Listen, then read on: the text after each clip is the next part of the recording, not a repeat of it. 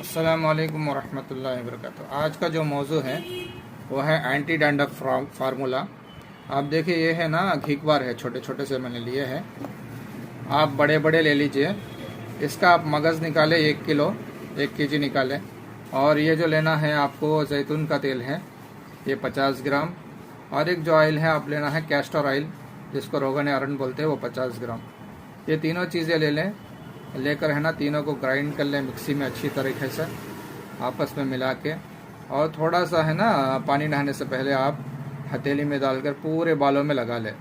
और 15-20 मिनट के बाद पानी नहा लें तो जड़ से है ना आपको है ना डैंड्रफ चले जाएगा और बाल भी स्मूथ हो जाएंगे। जिनके बालों में फोड़े वगैरह है वो भी ख़त्म हो जाएंगे।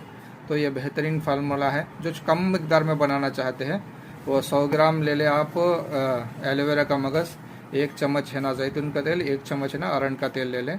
आपस में मिक्स कर लें। इसमें थोड़ी सी खुशबू भी मिला लें, जो कूलर वगैरह में सेंट्स वगैरह डालते हैं वो मिला लें। तो आपको बेहतरीन है ना ये जो एंटी डैंड्रफ फार्मूला बन जाएगा। अस्सलाम वालेकुम वरहमतुल्लाहि वबरकातुहू।